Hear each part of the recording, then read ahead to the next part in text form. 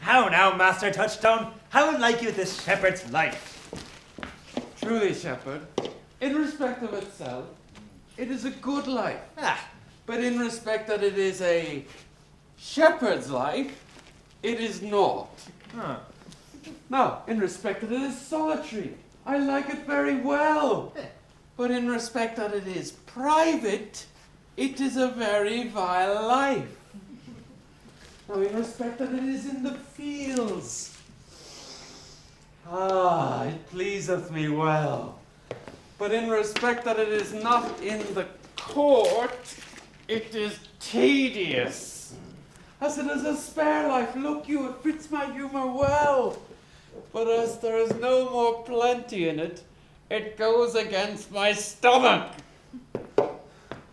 Hast any philosophy in thee, shepherd?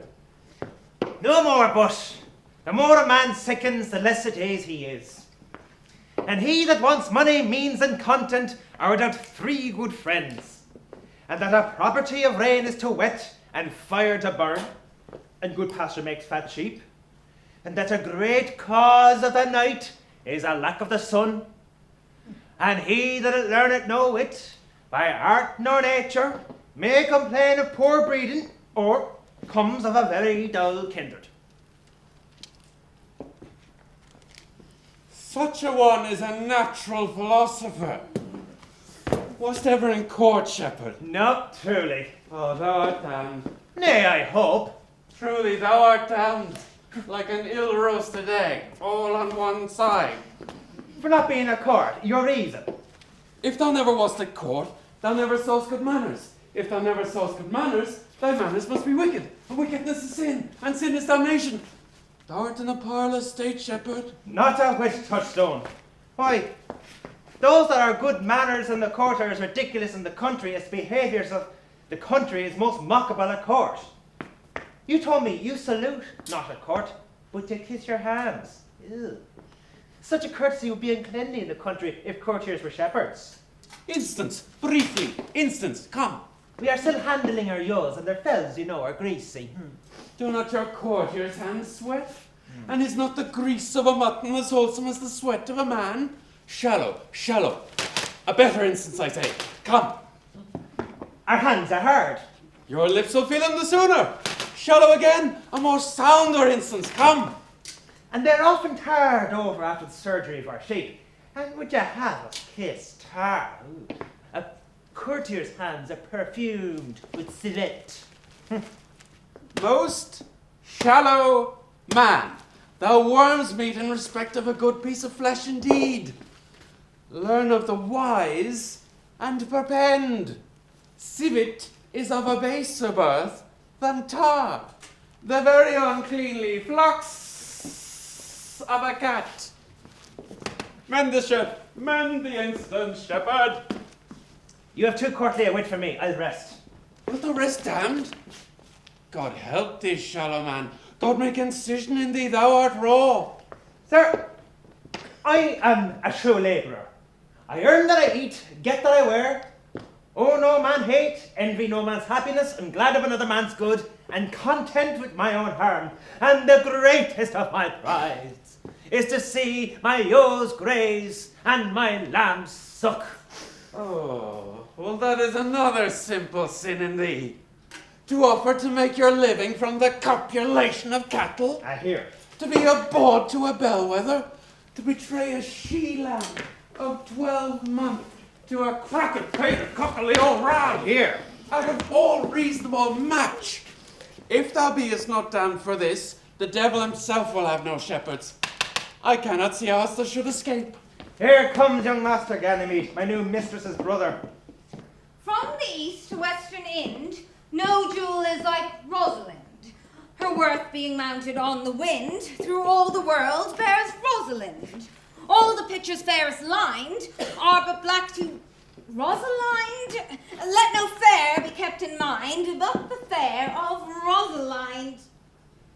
I'll rhyme you so 8 years together, dinners and suppers and sleeping hours together. That is the right but a women's rank to market. Out, fool. For a taste, If the heart do lack a hind, let him seek out Rosalind. If the cat will laughter kind, so be sure will Rosalind. Winter garments must be lined, so must slender Rosalind. They that reap must sheaf and bind, then take heart with Rosalind. Sweetest nut had sourest brine, such a nut is Rosalind. He that sweetest rose will find, must find love's prickle, and Rosalind. That is a very false gallop of verses. Why do you infect yourself with them? Peace, you dull fool! I found them on a tree! Ah, truly, the tree yields bad fruit. I'll graft it with you, and then I'll graft it with the meddler. That'll be the earliest fruit in the country, for you'll be rotten ere you be half ripe, and that's the right virtue of a meddler. Oh, you have said, but whether wisely or no, let the forest judge. Peace! Here comes my sister reading. Stand aside. Why should this a desert be? For it is unpeopled? No! Tongues all hang on every tree that shall civil sayings show. Some how brief the life of man runs his erring pilgrimage, that the stretching of his span buckles in his sum of age.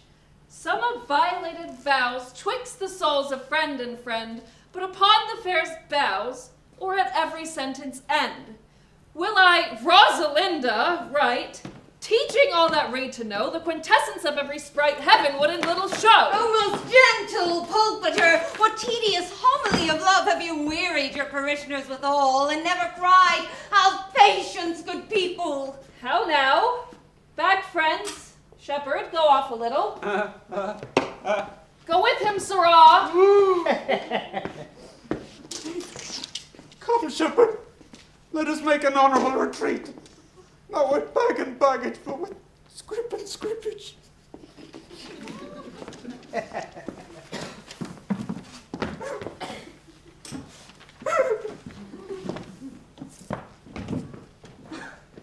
Didst thou hear these verses? Oh yes, I heard them all the more too, for some of them had in them more feet than the verses would bear. It's no matter, the feet might bear the verses. Aye, but the feet were lame and could not bear themselves without the verse, and therefore stood lamely in the verse. But didst thou hear without wondering how thy name should be hanged and carved upon these trees? Well, I was 7 of the 9 days I'd have wondered before you came. For look here, what I found on a palm tree.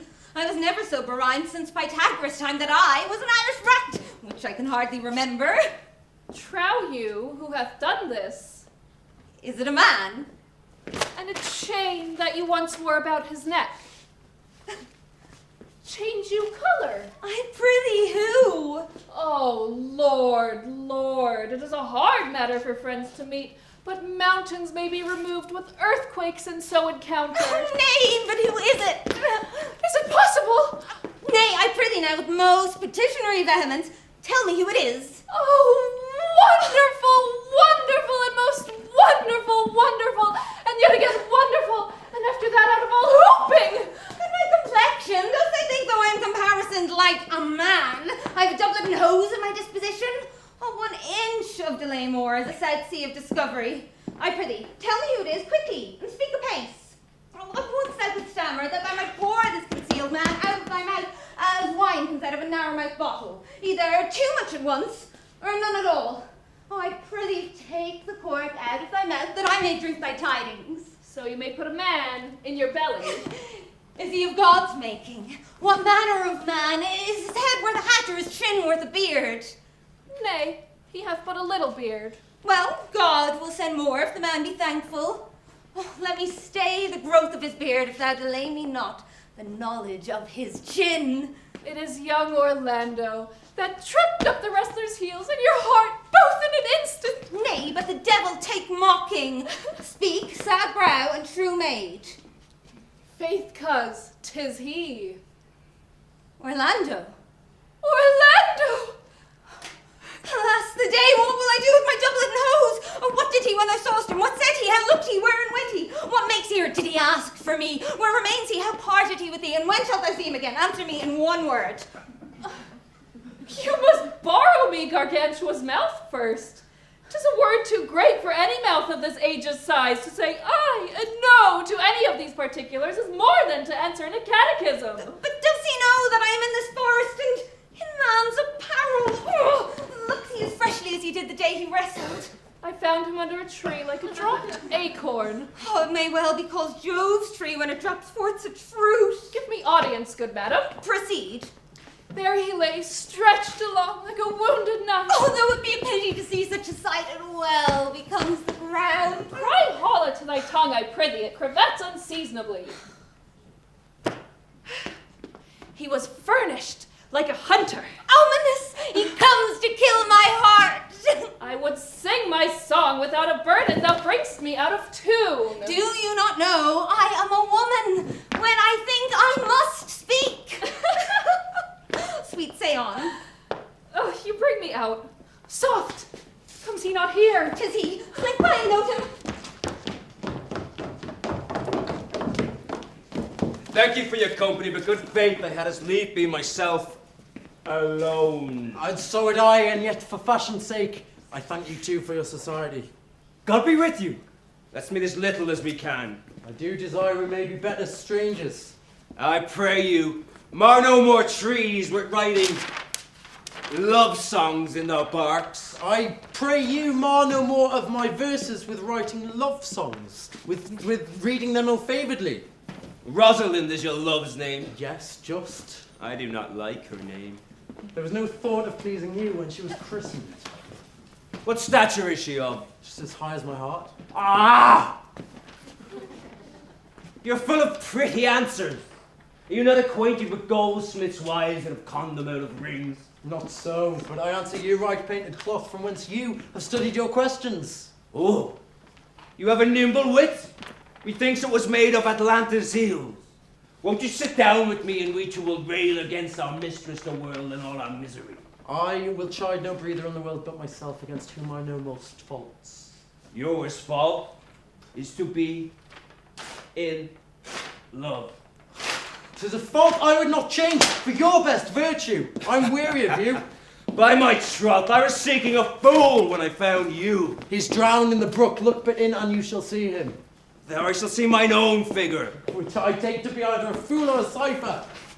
I will tarry no longer with you. Farewell, good signor. Love. I'm glad of your departure. Adieu, good Monsieur Melancholy. I will speak to him like a saucy lackey, and under that habit, play the knave with him. Do you hear, Forester? Very well, what would you? I pray, what is the clock? You should ask me what time of day. There's no clock in the forest. Then there is no true lover in the forest, else sighing every minute and groaning every hour would detect the lazy foot of time as well as a clock. And why not the swift foot of time? Had not that been as proper? By no means, sir. Time travels in divers paces with divers persons. I'll tell you who time ambles withal, who time trots withal, who time gallops withal, and who he stands still withal. Where dwell you, pretty youth? With this shepherdess, my sister, here in the skirts of the forest like a fringe upon a petticoat. Are you native of this place? As the conies you dwell where she is kindled. Your accent is something finer than you could purchase in so removed a dwelling. I have been told so of many, but indeed an old religious uncle of mine taught me to speak, who was in his youth an inland man, one who knew courtship too well, for there he fell in love. I have heard him read many lectures against it, and I thank God I am not a woman to be touched with so many giddy offences, as he has generally taxed the whole sex withal. Can you remember any of the principal evils that he laid to the charge of women? There were none principal. They were all like one another as halfpence are, everyone fault seeming monstrous till his fellow fault came to match it. I prithee recount some of them. No, I will not cast away my physic but on those that are sick. Oh, there is a man haunts this forest that abuses our young plants, with carving Rosalind on their barks, hangs oaths upon hawthorns, elegies on brambles, all forsooth deifying the name Rosalind. If I could meet that fancy monger, I would give him some good counsel, for he seems to have the quotidian of love upon him. I am he that is so love-shaped. I pray you tell me your remedy. There is none of my uncle's marks upon you. He taught me how to know a man in love, in which cage of rushes I'm sure you are not prisoner. What were his marks? A lean cheek, which you have not, a blue eye and sunken, which you have not, an unquestionable spirit, which you have not, a beard neglected, which you have not, though I pardon you for that, for simply your having in beard is a younger brother's revenue. Then your hose should be ungartered, your bonnet unbanded, your sleeve unbuttoned, your shoe untied, and everything about you demonstrating a careless desolation. But you are no such man. You are rather point device in your accoutrements, as loving yourself than seeming the lover of another.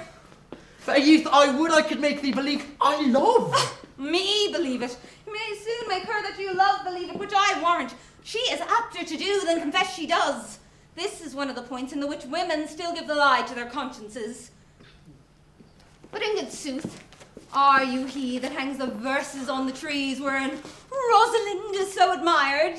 I swear to the youth, by the white hand of Rosalind, I am not he, that unfortunate he. But are you so much in love as your rhymes speak? Neither rhyme nor reason can express how much. Love is merely a madness, and I tell you deserves as well a dark house and a whip as madmen do. And the reason why they are not so punished and cured is that the lunacy is so ordinary, the whippers are in love too. Yet I profess curing it by counsel. Did you ever cure any so? Yes, one, and in this manner. He was to imagine me his love, his mistress, and I set him every day to woo me, at which time would I, being but a moonish youth, grieve, be effeminate, changeable, longing, liking, proud, fantastical, apish, shallow, inconstant, full of tears, full of smiles, for every passion something, and for no passion truly anything, as boys and women are for the most part cattle of this colour, would now like him, then loathe him, now entertain him, then forswear him, then weep for him, then spit at him, that I drave my suitor from his mad humour of love to a living humour of madness, which was to forswear the full stream of the world and to live in a nook merely monastic. And thus I cured him. And so will I take upon me to wash your liver clean as a sound sheep's heart, that there shall be not one spot of love in it. I would not be cured, youth. I would cure you, if you would come to my cote every day and woo me. Right, now by the faith of my love I will. Tell me where it is. Go with me to it and I'll show it you. And by the way, you will tell me where in the forest you live. Will you go? With all my heart, good youth. Nay, you must call me Rosalind. Come, sister, will you go?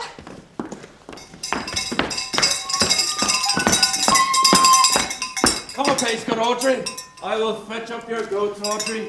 And how, Audrey? Am I the man yet? Doth my simple feature content you? Your features, Lord warrant us, what features? I am here with thee and thy goats, as the most capricious poet, honest Ovid, was among the goats. Oh, knowledge, ill-inhabited, worse than Jove in a thatched house.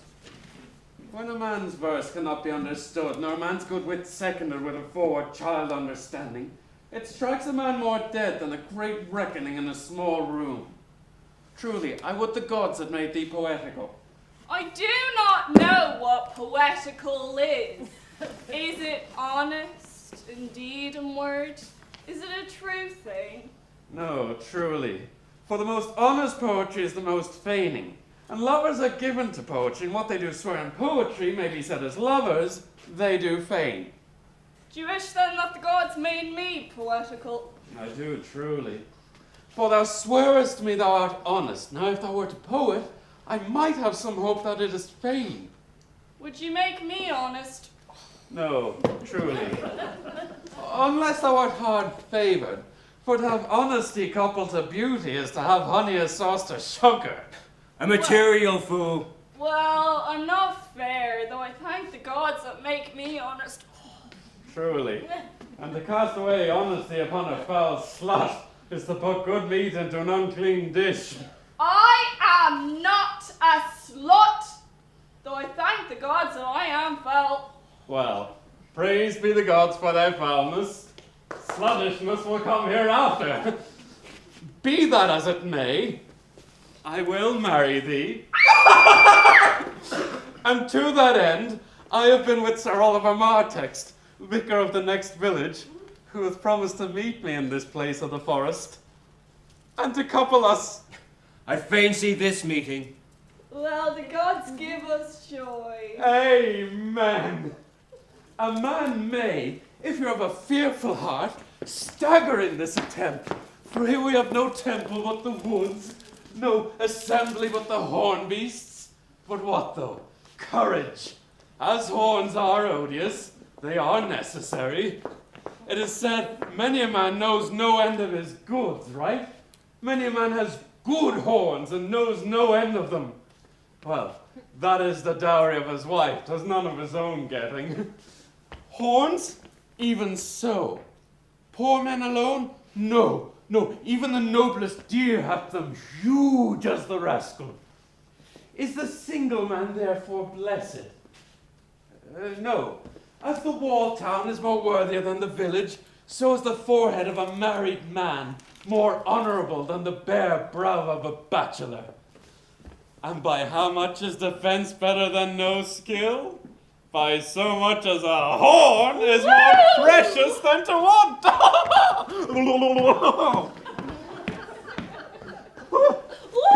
Here comes Sir Oliver. Sir Oliver Martext, you are well met, sir. Will you dispatch us under this tree, or shall we go with you to your chapel? Is there none here to give the woman? I will take her on gift of no man. Surely she must be given, or the marriage is not lawful. Proceed, proceed, I'll give her. Ah, good e'en, good master, what to call it? How do you do, sir? You are well met. God yield you for your last company. I am very glad to see you. Even a toy in hand here, sir. Pray thee be covered. Will you be married, Motley?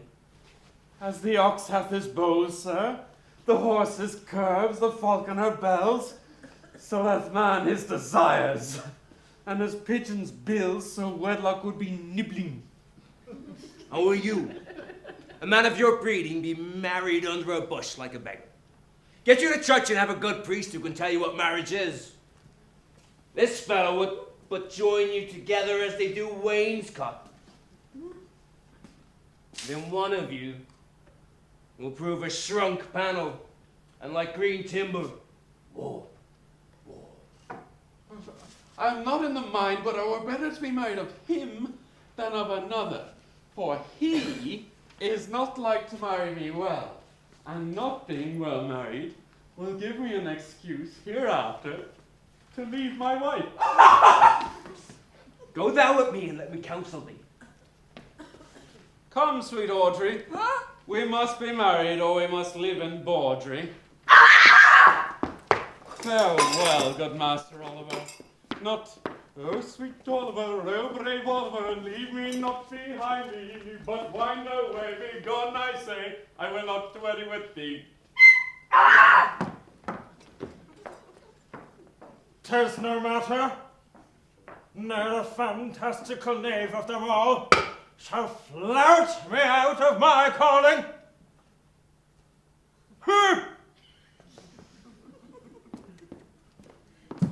Never talk to me, I will weep. Do, I pray thee, but yet have the grace to consider that tears do not become a man. But have I not cause to weep? As good a cause as one would desire, therefore weep. His very hair is of the dissembling color. Something browner than Judas's. Marry, his kisses are Judas's own children. In faith, his hair is of a good color. An excellent color. Your chestnut was ever the only color. And his kissing is full of sanctity as the touch of holy bread. But why did he swear he would come this morning, and yet he comes not? Nay, there is no truth in him. Do you think so? Yes, I think he's not a pick-purse nor a horse stealer, but for his vanity and love, I do think him as concave as a covered goblet or a worm-eaten nut. Not true in love. Yes, when he is in, but I think he is not in. But you have heard him swear downright he was. Was is not is. Besides, the oath of a lover is no stronger than the word of a tapster. They are both the confirmer of false reckonings. He attends here in the forest on the Duke, your father. I met the Duke yesterday and had much question with him. He asked me of what parentage I was, and I told him of as good as he. So he laughed and let me go. Oh, but what talk we of fathers when there be such a man as Orlando? Oh, a brave man! He writes brave verses, speaks brave words, swears brave oaths, and breaks them bravely. Quite traverseth thwart the heart of his lover, a puny tilter that spurs his horse, but on one side breaks his staff like a noble goose. Who comes here? Master, mistress, you have often inquired after the young shepherd that complained of love, who you saw sitting by me on the turf, praising the proud disdainful baker that was his mistress. Well, what of him? Oh, if you'll see a pageant truly played, between the pale complexion of true love and the red glow of scorn and proud disdain, go with me hence a little, and I shall conduct thee, if you'll mark it. Come, let us remove. The sight of lovers feedeth those in love. Bring us to the sight, and you shall say I'll prove a busy actor in their play.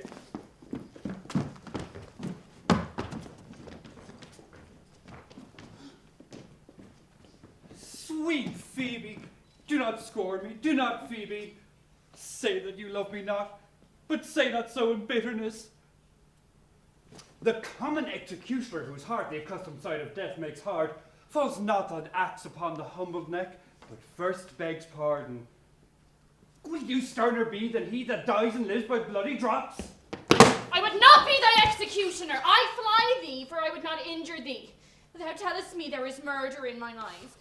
'Tis pretty sure and very probable that eyes that are the frailest and softest things, who should their corrugates on atomies, should be called tyrants, butchers, murderers. Now I do frown on thee with all my heart.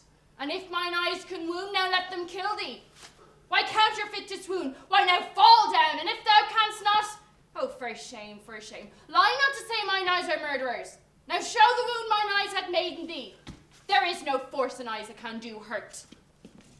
Oh, dear Phoebe, if ever, as ever that may be near you meet, you find in some fresh cheek the power of fancy, then shall you know the wounds invisible love's keen arrows make. But till that time, come not thou near me. And when that time comes, afflict me with thy mocks. Pity me not, as till that time I shall not pity thee. And why, I pray you? Who might be your mother that you insult, exalt, and all at once over the wretched? What though you have no beauty, as by my faith I see no more in you than with thy candle may go dark to bed? Must you be therefore proud and pitiless? Why, what means this? Why do you look on me? I see no more in you than in the ordinary of nature's sail work. Odds my little life! I think she means to tangle my eyes too. No, faith, proud mistress, hope not after it. 'Tis not your inky brows, your black silk hair, your bugle eyeballs, nor your cheek of cream that can attain my spirits to your worship.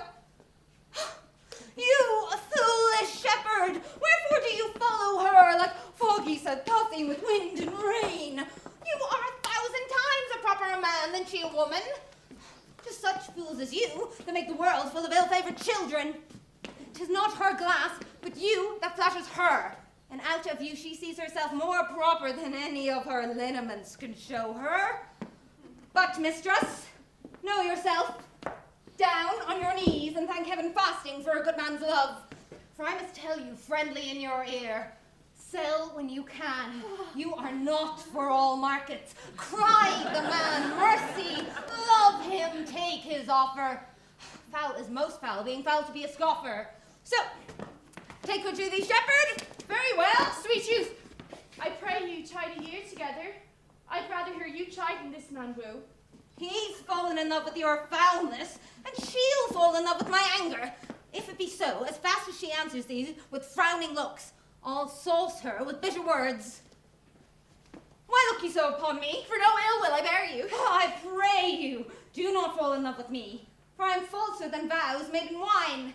Besides, I like you not. If you will know my house, 'tis at the Tuft of Olives here hard by. Come, sister, will we go? Shepherd, ply her hard. Come, sister, shepherdess, look on him better and be not proud. Though all the world could see, none could be so abused in sight as he. Come to our flock. said, shepherd. Now I find thyself might. Whoever loved that loved not at first sight. Sweet Phoebe. Huh? What sayest thou, Silvius? Sweet Phoebe, pity me. Why, I am sorry for thee, gentle Silvius. Wherever sorrow is, relief would be. If you do sorrow at my grief and love, by giving love, your sorrow and my grief were both exterminated. Thou hast my love. Is that not neighbourly? I would have you. Whatever covetousness, Silvius! But since thou canst talk of love so well, thy company which erst was irksome to me, I'll endure it and I'll employ thee too. So holy and so perfect is my love, and I in such a poverty of grace that I shall think it the most plenteous crop to glean the broken ears after the man that the main harvest reaps.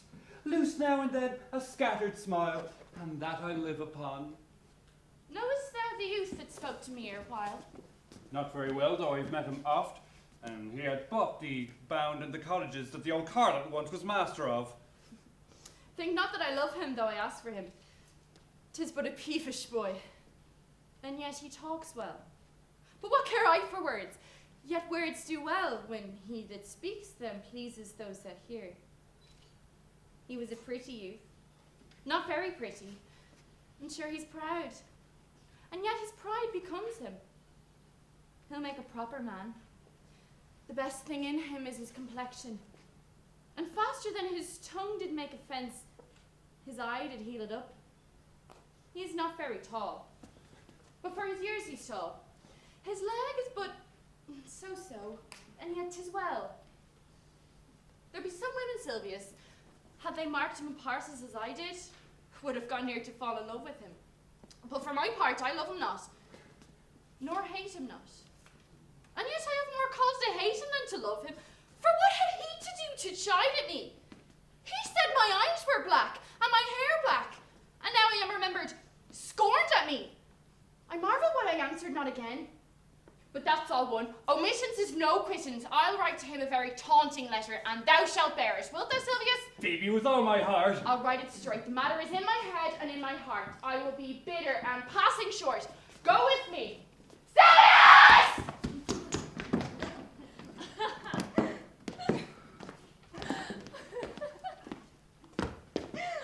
I pray thee, good youth, let me be better acquainted with thee.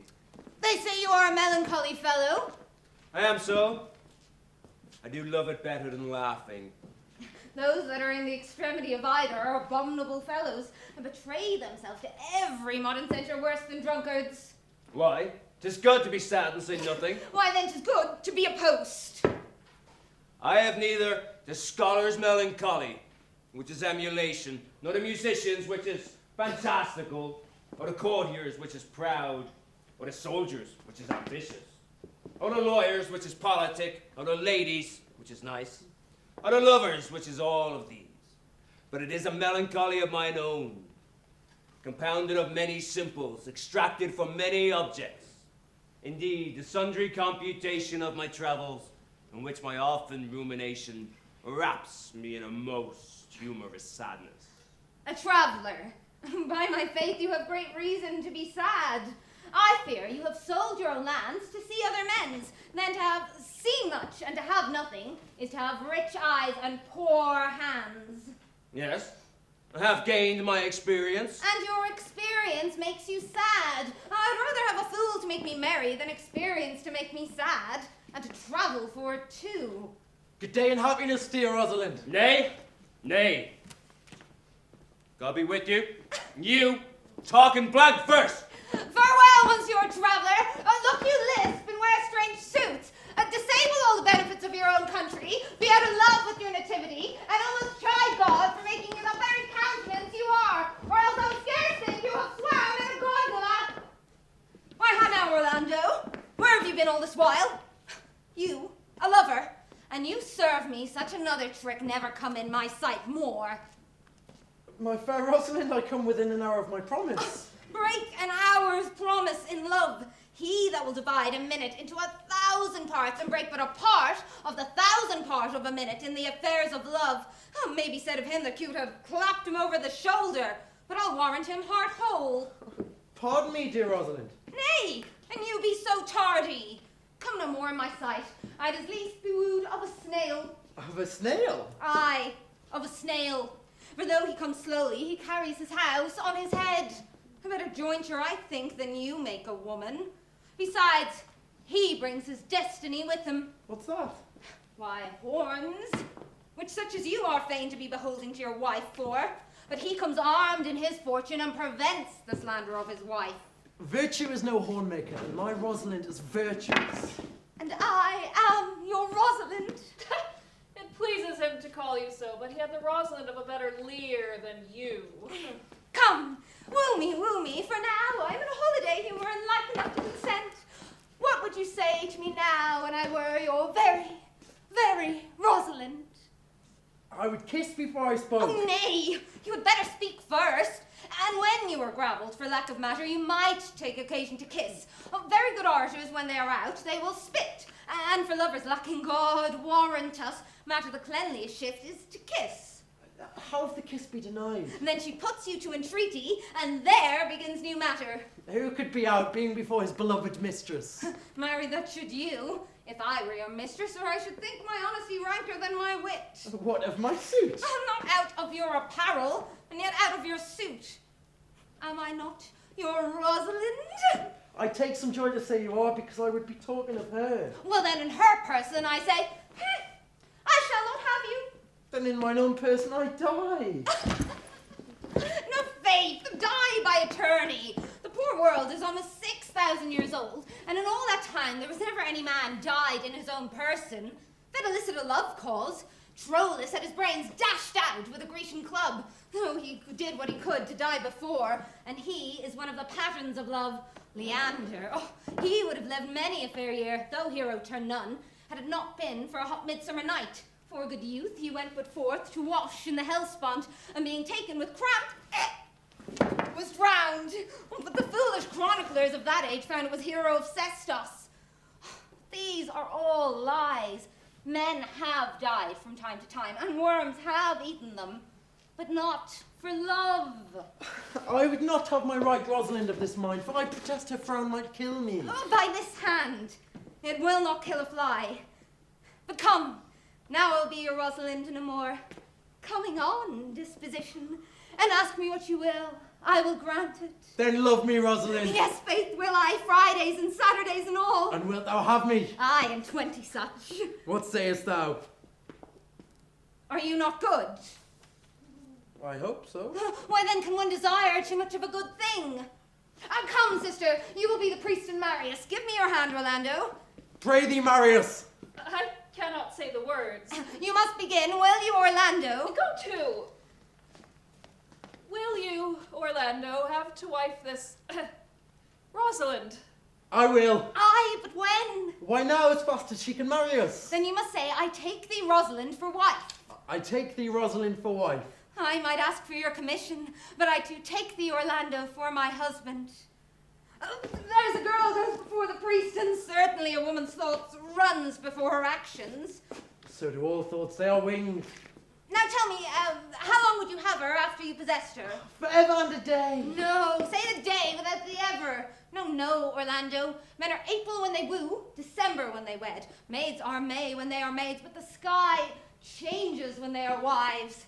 I will be more jealous of thee than a Barbary cock pigeon over its hen, more clamorous than a parrot against rain, more giddy in my desires than a monkey more new-fangled than an ape. I will wait for nothing, like Diana in the fountain.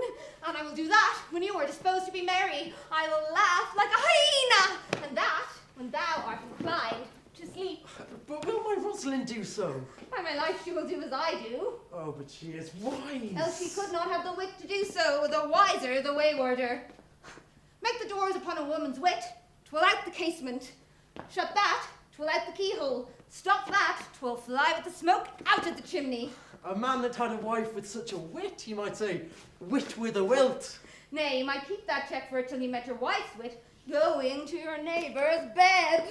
And what wit could wit have to excuse that? Marry to say she came to seek you there. Oh, you will never take her without her answer, unless you take her without her tongue. Oh, that woman, I cannot make her fault her husband's occasion. Let her never nurse her child herself, for she will breed it like a fool. For these 2 hours, Rosalind, I must leave thee. Alas, dear love, I cannot lack thee 2 hours. I must attend the Duke at dinner. By 2 o'clock, I will be with thee again. Aye, go your ways. Go your ways. I knew what you would prove. My friends told me as much, and I thought no less. That flattering tongue of yours won me. 'Tis but one cast away, and so, come, death. 2 o'clock is your hour. Aye, sweet Rosalind. By my troth, and in God, good earnest, and so God mend me, and by all pretty oaths that are not dangerous, if you break one jot of your promise, or come 1 minute behind your hour, I will think you the most pathetical break promise, the most hollow lover, and the most unworthy of her you call Rosalind that may be chosen out of the gross band of the unfaithful. Therefore, beware my censure, and keep your promise. With no less religion than if thou wert indeed my Rosalind. So adieu. Well, time is the old justice that examines all such offenders, and let time try. Adieu. You have simply misused our sex in your love prate. We must have your doublet and hose plucked over your head and show the world what the bird hath done to her own nest. Coz, oh my pretty little coz, if thou didst know how many fathom deep I am love, that it cannot be sounded, my affection hath an unknown bottom, like the Bay of Portugal. Or rather bottomless, that as fast as you pour affection in, it runs out. Nay, that same wicked bastard of Venus, that was begot of thought, conceived of spleen, and born of madness, that blind, rascally boy that abuses everyone's eyes because his own are out. Let him me judge how deep I am in love. Oh, I tell thee, Aliena, I cannot be out of the sight of Orlando. I'll go find a shadow inside till he comes. Oh, look who comes here. My errand is to you, fair youth. My gentle Phoebe did bid me give you this. I know not the contents, but as I guess by the stern brow and waspish action which she did use as she was writing of it, it bears an angry tenor. Pardon me, I am but as a guiltless messenger. Patience herself would startle at this letter and play the swaggerer. Bear this, bear all. She says I am not fair, that I lack manners. She calls me proud, and that she could not love me were man as rare as phoenix. Odds my will, her love is not the hare that I do hunt. Why writes she so to me? Well, shepherd, well, this is a letter of your own device. No, I protest, I know not the contents. Phoebe did write it. Come, you are a fool, and turned into the extremity of love. I saw her hand. She's a leathern hand, a freestone-coloured hand. I verily did think that her old gloves were on, but 'twas her hand. She's a housewife's hand. But that's no matter. I say she never did invent this letter. This is a man's invention, and his hand. Sure, 'tis hers. Why, 'tis a boisterous and cruel style. Will you hear the letter? So please you, for I've never heard it yet heard too much of Phoebe's cruelty. She Phoebes me. Mark how the tyrant writes. Art thou God to shepherd turned, that a maiden's heart hath burned? Can a woman rail thus? Call you this railing? Why thy God had laid apart, warst thou with a woman's heart? Did you ever hear such railing? Whiles the eye of man did woo me, that could do no vengeance to me, meaning me, a beast. If the scorn of your bright eyne have power to raise such love in mine, alack in me what strange effect would they work in mild aspect? Whilst you chide me I did love, how might your prayers move? He that brings these lines to thee little knows this love is me, and by him seal up thy mind, whether that thy youth and kind will the faithful offer take of me, and all that I can make, or else by him my love deny, and then I'll study how to die. Call you this chiding? Alas, poor shepherd! Do you pity him? He deserves no pity. But thou love such a woman, what to make thee an instrument and play false strains upon thee, not to be endured. Well, go your ways to her, for I see love hath made thee a tame snake. and say this to her, that if she love me, I charge her hence to love thee. If she will not, I'll never have her unless thou entreat for her. If you be a true lover, hence, and not a word. For here comes more company. Good morrow, fair ones. Pray you, if you know, where in the purlieus of this forest stands a sheepcote fenced about with olive trees. West of this place, down in the neighbor bottom, the rank of osiers by the murmuring stream. Left on your right hand brings you to the place. But at this hour the house doth keep itself. There's none within. If that an eye may profit by a tongue, then should I know you by description. Such garments and such years. The boy is fair, of female favour, and bestows himself like a ripe sister. The woman low, and browner than her brother. Are not you the owner of the house I did inquire for? It is no boast, being asked to say we are. Orlando doth commend him to you both. And to that shepherd youth he calls as Rosalind, he sends this bloody napkin. Are you he? I am. And what must we understand by this? Some of my shame, if you'll know of me. What man I am, and how, and why, and where this handkerchief was stained. I pray you tell it. When last the young Orlando parted from you, he left a promise to return again within the hour. And, pacing through the forest, chewing the food of sweet and bitter fancy, lo with the fowl, he cast his eye aside and marked what object did present itself.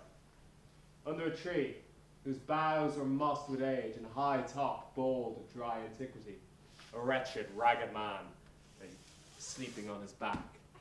About his neck, a green and gilded snake had wreathed itself, who at her head, nimble in threats, did approach the opening of his mouth. This scene, the snake did unlink itself, and when it did glide, it slip away into a bush, under which bush's shade, a lioness, with udders all drawn dry, lay couching, head on ground, with cat-like watch, when that the sleeping man might stir. For 'tis the royal disposition of that beast, to prey on nothing that doth seem as dead. This seen, Orlando did approach the man, and found it was his brother, his elder brother. I have heard him speak of that same brother. He did render him the most unnatural that lived amongst men. And well he might do so, for well I know he was unnatural. But to Orlando, did he leave him there food to the sucked and hungry lioness? Twice did he turn his back and purposed so. With kindness, nobler ever than revenge, and nature, stronger than his just occasion, made him give battle to the lioness, who quickly fell before him, into which hurtling, from miserable slumber, I await. Are you his brother? Wast you he rescued? Wast you that did so oft contrive to kill him? 'Twas I, but 'tis not I. I do not shame to tell what I was, since my conversion so sweetly tastes, being the thing I am. But for the bloody napkin. By and by. When from the first to last, betwixt us two, tears our countenance had most kindly bathed, as how I came to that desert place. In brief, he led me to the gentle Duke, who gave me fresh array and entertainment, committing me unto my brother's love, who led me instantly unto his cave. There stripped himself, and here, upon his arm, the lioness had tore the flesh away. All this while had bled. Then he fainted, and cried in fainting on Rosalind. Brief, I recovered him, bound up his wound, and after some small space, being strong at heart, he sent me hither, stranger as I am, that he might excuse his broken promise, and to give this napkin dyed in his blood to that shepherd youth he doth in sport call as Rosalind. Why, how now, Ganymede? Sweet Ganymede! Many will swoon when they look on blood. There's more in it. Cousin, Ganymede! Look, he recovers. I would I were at home. We'll lead you thither. Good sir, take him by the arm. Be of good cheer, youth. You a man? You lack a man's heart. I do so, I confess it. I pray you, a body would think this was well counterfeited. I pray you commend your brother my counterfeiting. Hi-ho! This was no counterfeit. There's too great testimony in your complexion that this was a passion of earnest. Counterfeit, I assure you. Well then, take a good heart and counterfeit to be a man. So do I, but in faith I should have been a woman by right. Come, you look paler and paler. Pray you draw homewards. Good sir, go with us. That will I. For I must bear answer back how you excuse my brother, Rosalind. I shall devise something. I pray you commend my counterfeiting to him. Will you go? We shall find a time, Audrey. Patience, gentle Audrey. Faith the priest was good enough for all the old gentleman's saying. A most wicked Sir Oliver, Audrey. A most vile Martext. But Audrey, there is a youth in the forest lays claim to you. I notice he hath no interest in me in the world. Here comes the man, you mean? Oh, it is meat and drink to me to see a clown. By my troth, we that have good wits have much to answer for. We should be flouting, we cannot hold. Good evening to you, Audrey. God, good even, William. Good evening to you, sir. Good even, gentle friend. Cover thy head, and the Brady be covered. How old are you? 25, sir. Ripe age. Is thy name William? Aye, sir, William. A good name. Was born in the forest here. Aye, sir, and thank God for it. Thank God, a good answer. Art rich. Faith, sir, so. So is good, very excellent good. And yet it is not, it is but so. Art thou wise? Oh, aye, sir, I've a pretty wit. Why, thou sayest well. I do now remember a saying, that the fool doth think he is wise, but the wise man knows himself to be a fool. The heathen philosopher, when he had a desire to eat a grape, would open his lips when he put it into his mouth, meaning thereby that grapes were made to eat and lips to open. Huh? You do love this maid? I do, sir. Art thou learned? Aye, sir. Then learn this of me. To have is to have, for it is a figure in rhetoric, that drink being poured out of a cup into a glass by filling one doth empty the other. Now all your writers do consent that ipsi is he. Now you are not ipsi, for I am he. Which he, sir? He that must marry this woman. Therefore, clown, abandon, which in the common is leave, the society, which in the boorish is company, of this female, which in the vulgar is woman, which together is abandon the society of this female, or clown, thou perishest. Or to thy better understanding, diest. Or to wit, I kill thee, make thee away, translate thy life into death, thy liberty into bondage. No.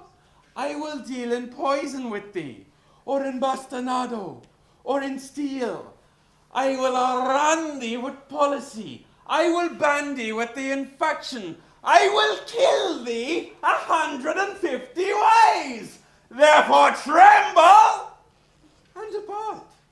Do good, William. Do good. God rest you very soon. Trip Audrey.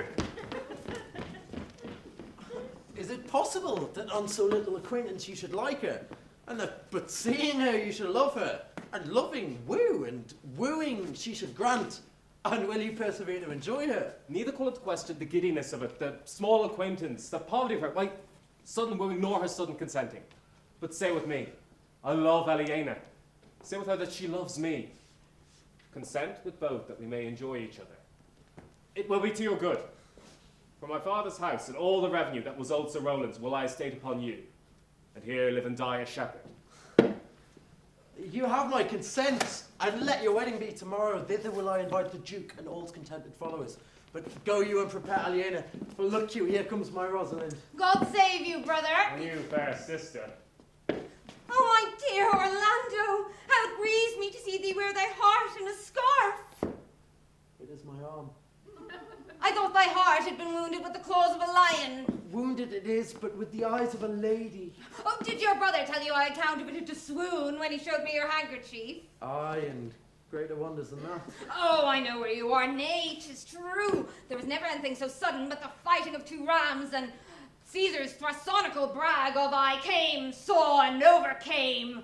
For your brother and my sister no sooner met but they looked, no sooner looked but they loved, no sooner loved But they sighed, no sooner sighed, but they asked one another the reason, no sooner knew the reason, but they sought the remedy, and in these degrees have they made a pair of stairs to marriage, which they will climb incontinent, or else be incontinent before marriage. They are in the very wrath of love, and they will together. Clubs cannot part them. They shall be married tomorrow, and I will bid the Duke to the nuptial. But oh, how bitter a thing it is to look into happiness through another man's eyes. By so much the more tomorrow shall I be at the height of heart heaviness, by how much I shall think my brother happy in having what he wishes for.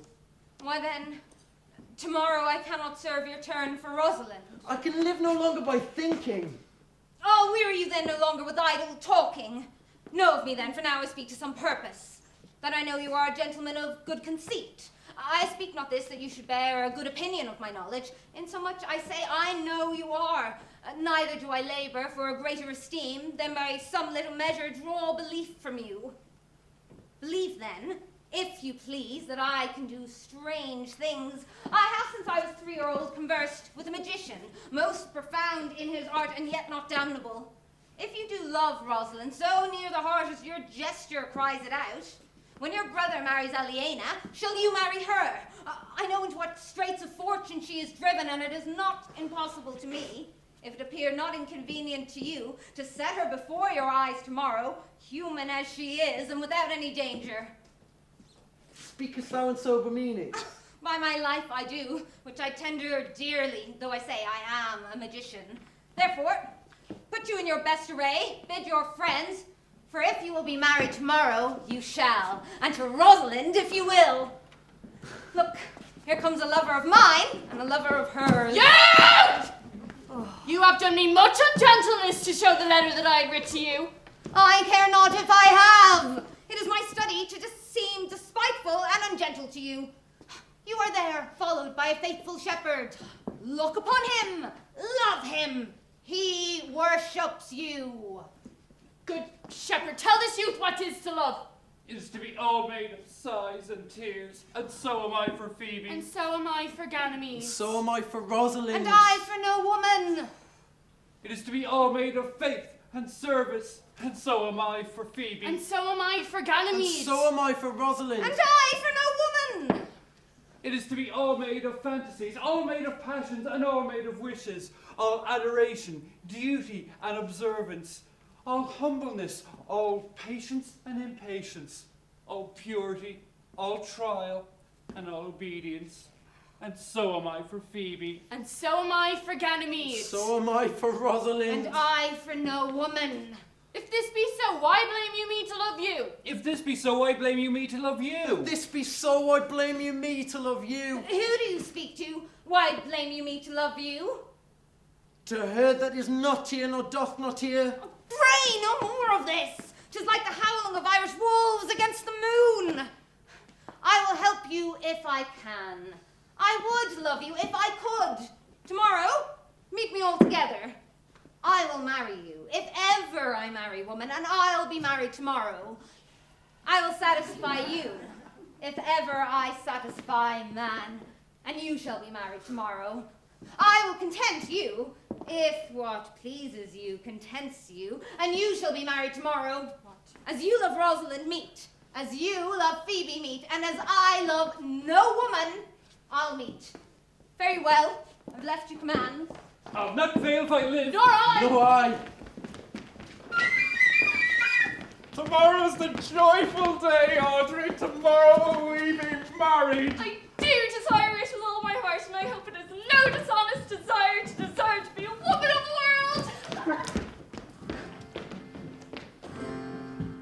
It was a lover and his lass with a hey and a ho and a hey, nonny no and a hey, nonny nonny no. That o'er the green cornfields did pass in springtime, in springtime, in springtime, the only pretty rain time when buds do sing. Hey ding-a-ding-a-ding, hey ding-a-ding-a-ding, hey ding-a-ding-a-ding, sweet lovers love the spring. In springtime,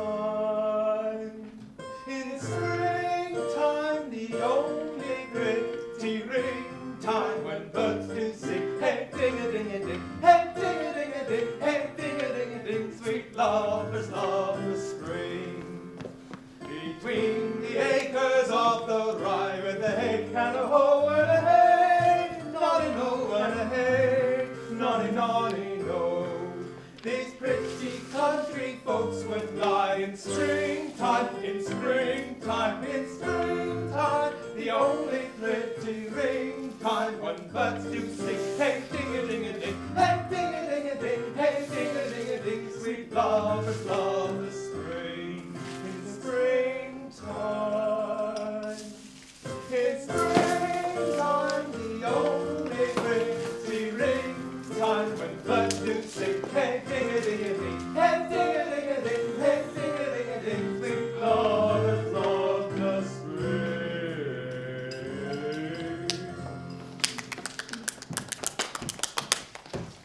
Dost thou believe, Orlando, that the boy can do all this that he has promised? I sometimes do believe and sometimes do not, as those that fear to hope and know to fear.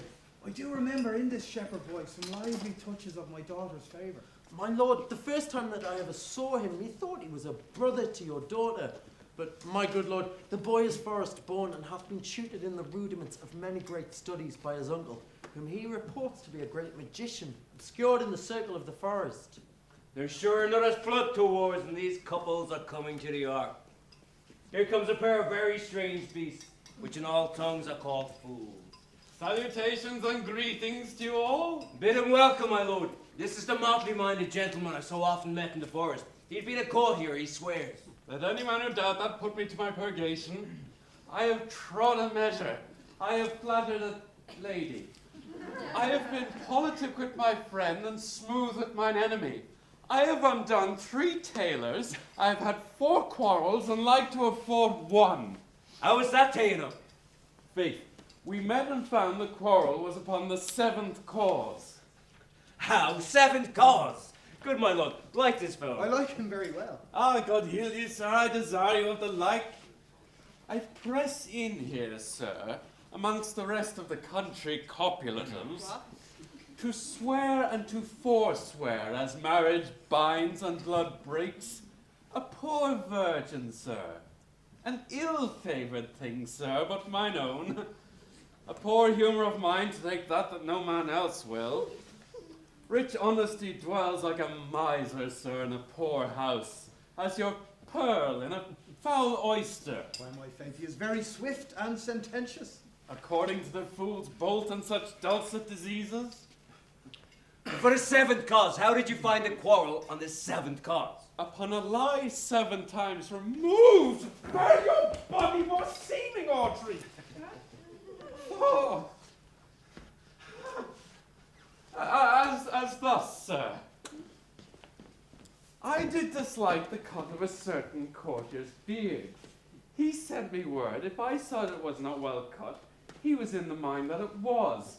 This is called the retort courteous. If again I sent word it was not well cut, he sent me word he got it to please himself. This is called the quick modest. If again it was not well cut, he disabled my judgment.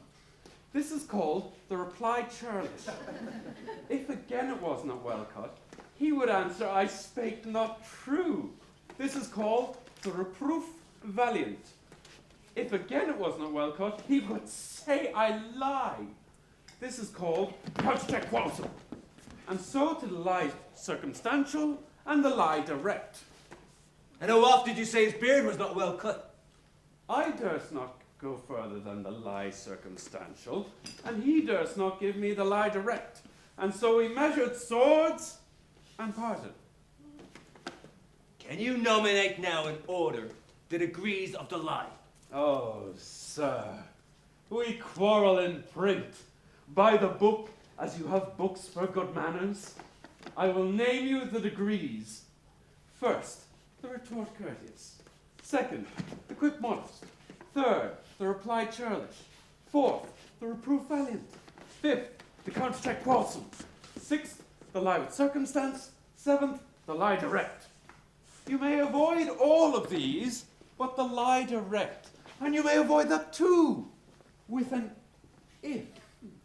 I once knew 7 justices could not take up a quarrel, but when the parties were met themselves, one thought but of an if, as, if you said so, I said so. And they shook hands and swore brothers. Your if is your only peacemaker. Much virtue in if. Is this not a rare fellow, my lord? He's as good as anything, and yet a fool. He uses his folly like a stalking horse, and under the presentation of that, shoots his wit. Then is the mirth in heaven when earthly things made even atone together. Good Duke, receive thy daughter. Hymen from heaven brought her, ye brought her hither, that thou mightest join her hand with his, whose heart within his bosom is. To you I give myself, for I am yours. To you I give myself, for I am yours. If there be truth in sight, you are my daughter. If there be truth in sight, you are my Rosalind. If sight and shape be true, well then, my love, adieu. I'll have no father if you be not he. I'll have no husband if you be not he. Nor ne'er wed woman if you be not she. Peace ho, I bar confusion. 'Tis I that must make conclusion of these most strange events. Here's A that must take hands to join in Hymen's bands. You and you, no cross shall part. You and you are heart and heart. You to his love must accord, or have a woman as your lord. You and you are sure together as winter to foul weather. Whilst a wedlock hymn we sing, feast yourself with questioning, that reason wonder may diminish how thus we met and how these things finish. Wedding is great Juno's crown. Oh, blessed bond of board and bed. 'Tis Hymen peoples every town. High wedlock then be honored. Honor, high honor and renown to Hymen, God of every town. My dear niece, welcome to her to me. Even daughter welcome in no less degree. I will not eat my words, now thou art mine. Thy faith to my fancy to thee doth combined. Oliver! Orlando! Let me have audience for a word or two. I am the second son of old Sir Roland, that bring these tidings to this fair assembly. Duke Frederick, hearing how that every day men of great worth resorted to this forest, addressed a mighty power, which were on foot in his own conduct, purposely to take his brother here and put him to the sword. When he reached the edge of this wild wood, and meeting with an old religious man, after some questioning with him, was converted, both from his enterprise and from the world. His crown bequeathing to his banished brother, and all their lands restored to them again that were with him exiled. All this to be true, I do engage my life. Welcome, young man, welcome. Thou offst fairly to thy brother's wedding. To one, his lands returned, and to the other, a land itself at large, a potent dukedom. Here, in this forest, let us do those ends that here were well begun and well begot. And after, every of this happy number that have endured shrewd days and nights with us shall share in the good of our returned fortune, according to the measure of their states.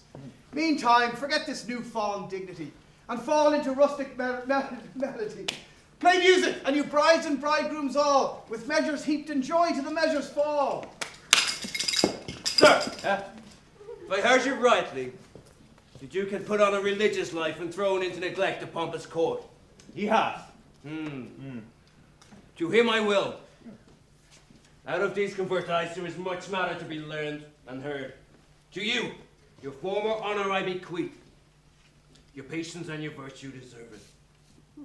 And you, to a love, your true fate doth merit. You, to your land, your love, and your great allies. You, to a long and well-deserved bed.